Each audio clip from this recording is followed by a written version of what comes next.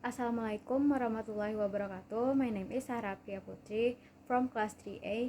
I will interpret the video of the dentist who was shot dead from minute 4:30 to 7:30. Yang sebenarnya terjadi di hari itu. Sebagaimana yang telah dijelaskan oleh Nelson selama wawancara dengan polisi, sebuah mobil berwarna putih berhenti di samping mobil mereka dan seorang pria bersenjata muncul.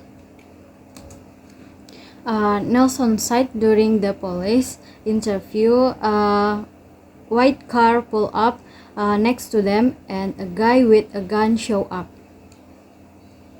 Pelaku kemudian kembali ke mobilnya dan pengemudi itu langsung melesat pergi. The man then went back to his car and the driver sped away. Detektif juga mencatat bahwa penembak sempat menyentuh bagasi mobil Mercedes sebelum mendekati Lily. The detective said the shooter touched the Mercedes trunk before going to Lily.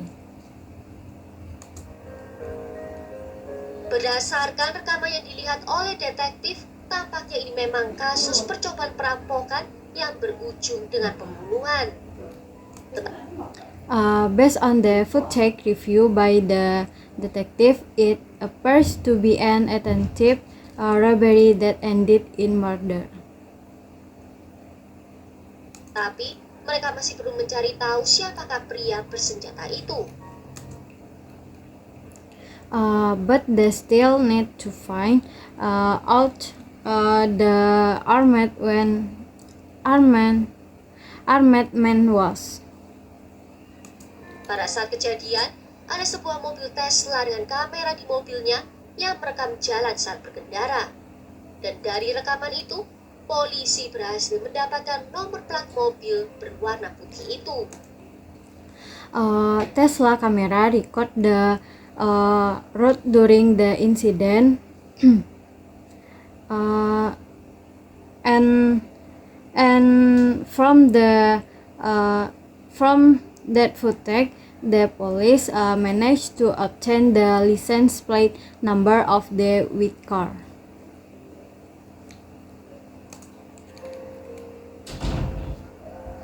Mereka kemudian melacak mobil tersebut ke sebuah dealer di mana mereka mengetahui bahwa seorang pria bernama Hashim Basen telah memiliki mobil tersebut.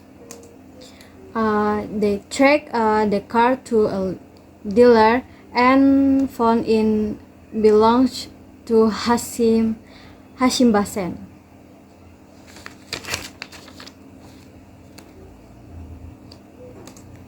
Pada tanggal 21 Agustus, tim forensik memproses sidik jari yang ditemukan di bagasi mobil Mercedes tempat pria bersenjata itu meletakkan tangannya.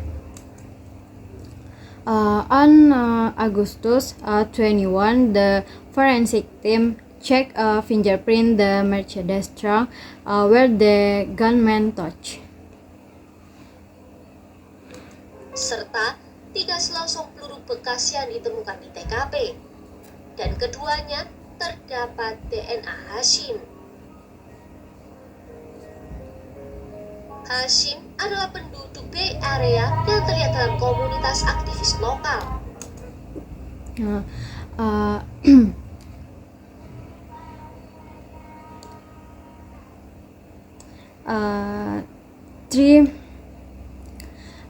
Three bullet casing found on the scan had Hashim DNA, who was a local resident active in community groups.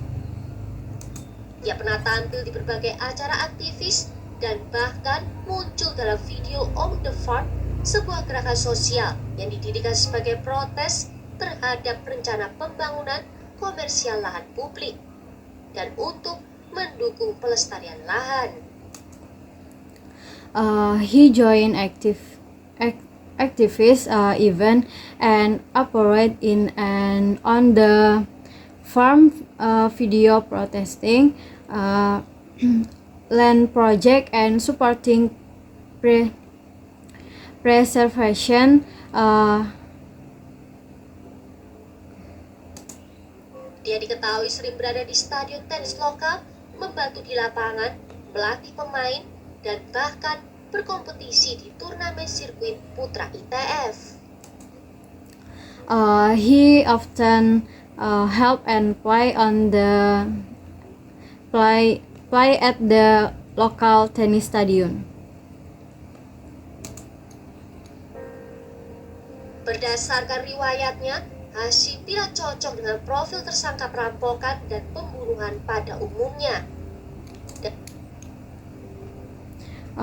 Based on his background, Hashim didn't fit the usual robbery or murder suspect profile. Dan para detektif memiliki firasat bahwa mungkin ada lebih dari sekedar perampokan yang gagal. Dan Detective had a feeling it was more than a file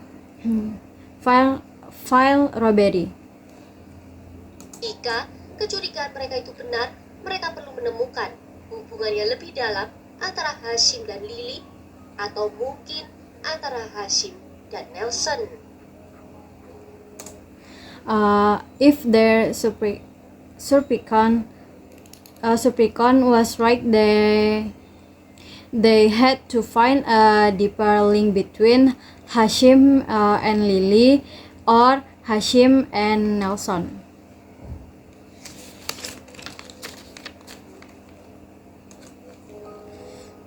Nelson sendiri digambarkan sebagai pria yang agak eksentrik.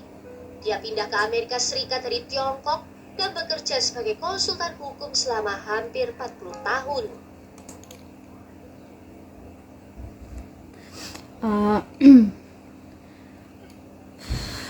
Nelson was an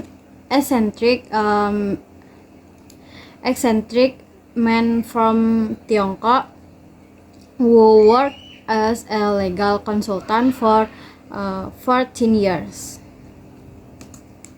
Tetapi pada tahun 2014, terinspirasi oleh Andy Williams dan Perry Como, dia memutuskan untuk memulai karir baru sebagai seorang penyanyi.